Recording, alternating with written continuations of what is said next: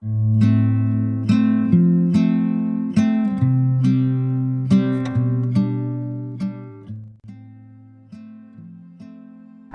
আলাইকুম। হাজির হলাম আপনাদের জন্য নতুন আরেকটি মাছের রেসিপি নিয়ে। রেসিপি দেখে বুঝতে পারছেন হয়তো রেসিপিটা মাছের। আজকে আমি আপনাদের জন্য করে দেখাবো কাঁচা মরিচ দিয়ে তেলাপিয়া মাছ ভুনা, যেটা খেতে খুবই অসাধারণ। অবশ্যই রেসিপিটি স্কিপ করে না দেখার অনুরোধ রইল। এই ধরনের মজাদার নতুন নতুন রেসিপি পেতে আমার চ্যানেলটি সাবস্ক্রাইব করতে ভুলবেন না, পাশে থাকা বেল আইকনটি ক্লিক করবেন। আমি এখানে মাছগুলো রেগুলার সাইজে কেটে নিয়েছি। এখন এতে দিয়ে দিচ্ছি এক টুকরা লেবুর রস। অবশ্যই লেবুর রসটি ফ্রেশ দিতে চেষ্টা করবেন।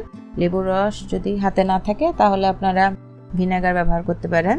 দিয়ে দিয়েছি লবণ সামান্য স্বাদ মতো, সামান্য একটু হলুদের গুঁড়া, সামান্য একটু মরিচের গুঁড়া আর সামান্য একটু জিরে গুঁড়া দিয়ে মাছটা ম্যারিনেট করে রাখবো আধা ঘন্টা। আপনাদের হাতে যদি সময় না থাকে তাহলে আপনারা ভেজে নিতে পারেন, কিন্তু একটু ম্যারিনেট করে রাখলে মাছের স্বাদটা অনেক অংশে বাড়ে।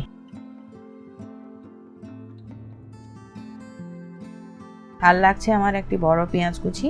আদা রসুনের পেস্ট আমি এখানে 1 টিস্পুনের 3 ভাগের 1 ভাগ করে নিয়েছি। আদা রসুন বাটা নিয়েছি, কাঁচা মরিচ লাগছে, পেঁয়াজ বাটা। পেঁয়াজ বাটা এখানে আমি 2 টেবিল স্পুন ভর্তি করে নিয়েছি।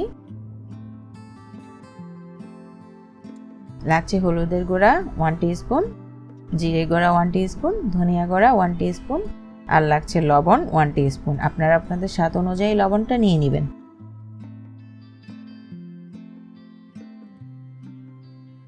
আমি কড়াইতে এখন মাছগুলো হালকা করে ফ্রাই করে নিব।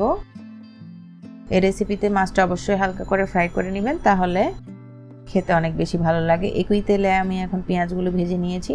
দিয়ে দিচ্ছি পেঁয়াজ বাটা, আদা বাটা, রসুন বাটা আর কাঁচা মরিচ। এখন এটা ভালো মতো ভেজে নিব 5-6 মিনিট। এখানে কোনো পানি ব্যবহার করব না। এই পেঁয়াজ বাটা, আদা রসুনের পেস্ট ভাজার সময় খুব ভালো মতো ভেজে নিব। অবশ্যই রেসিপিগুলো যদি ভালো লাগে লাইক, কমেন্ট, শেয়ার করতে ভুলবেন না। আর আপনারা কী ধরনের রেসিপি চান অবশ্যই আমাকে কমেন্ট বক্সে জানাবেন। আপনাদের পছন্দের রেসিপি আমি দেখানোর চেষ্টা করব। এখন মশলাগুলোতে আমি একটু পানি দিয়ে দিব। নতুন রাঁধুনির জন্য এটা একটা টিপস। মশলাগুলো সব এক জায়গায় করে নিয়ে আপনারা পানি দিয়ে মিক্স করে দিবেন, তাহলে পুড়ে যাওয়ার সম্ভাবনা থাকে না। নয়তো আপনারা পেঁয়াজ, আদা রসুন বাটা কষানোর পরে হালকা একটু পানি দিয়ে দিবেন, তারপরে মশলাগুলো দিবেন, শুকনো মশলাগুলো, তাহলে আর পুড়ে যাওয়ার সম্ভাবনা থাকবে না। এখন আরেকটু পানি দিয়ে মশলাটা ভালো মতো কষিয়ে নেবেন।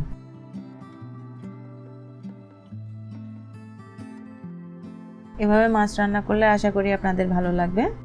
কষানো শেষ হয়ে গেলে এখন আমি ভাজা মাছগুলো সব এখন দিয়ে দিচ্ছি।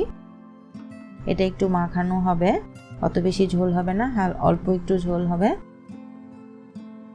এভাবে মাছ ভুনা খেলে অনেক বেশি ভালো লাগে। আমি এখন এতে দিয়ে দিলাম গরম পানি আধা কাপ, যাতে মশলাগুলো সব ভালো মতো মাছের মধ্যে ঢুকে। খেয়াল করছেন আমি কিন্তু মাছটা চামচ দিয়ে নাড়ছি না। মাছ যদি চামচ দিয়ে নাড়েন মাছটা এমনিতেই নরম হয়, ভেঙে যায়। আমি আলতোভাবে একটু কড়াই বা প্যানের হাতল ধরে নেড়ে দিচ্ছি আস্তে আস্তে করে, আর মাঝখানে একটু ফাঁক করে দিচ্ছি যাতে একটা গায়ে একটা লেগে না থাকে। মশলাগুলো খুব ভালো মতো মাছের মধ্যে ঢুকে। এখন দিয়ে দিচ্ছি ধনেপাতা কুচি। যারা ধনেপাতা পছন্দ করেন না তারা অ্যাভয়েড করতে পারেন, কিন্তু এই রেসিপিতে ধনেপাতা দিলে অনেক বেশি ভালো লাগে। আর দেখতে পাচ্ছেন এটা মাখা মাখা হচ্ছে, খুবই অল্প আমি পানি দিয়েছি। প্রথমে বলেছি এটা ভুনা হবে, ভুনা তরকারি হবে। এটা পোলাওর সাথেও আপনারা মাছ ভুনাটা খেতে পারেন। সাদা ভাতের সাথে তো কথাই নেই, ভালো লাগে। পান্তা ভাতের সাথেও ভালো লাগে। আপনারা যেভাবে পছন্দ সেভাবেই করে খাবেন, যার যেভাবে পছন্দ। এইভাবে করে দিলে আসলে বাচ্চারাও পছন্দ করে। একটু অন্য ধরনের রেসিপি, ঝালটাও একটু কম হয়। এখন এতে দিয়ে দিচ্ছি টালা জিরে গুঁড়া,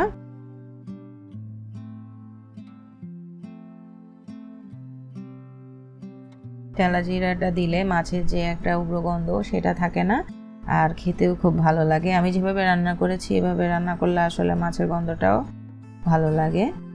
গন্ধ লাগে না। হয়ে গেল আমার কাঁচামরিচ দিয়ে তেলাপিয়া মাছ ভুনা। আশা করি আপনাদের ভালো লাগবে। রেসিপিটি অবশ্যই ট্রাই করে জানাবেন আপনাদের কেমন লেগেছে। ধন্যবাদ এতক্ষণ আমার ভিডিওটি দেখার জন্য।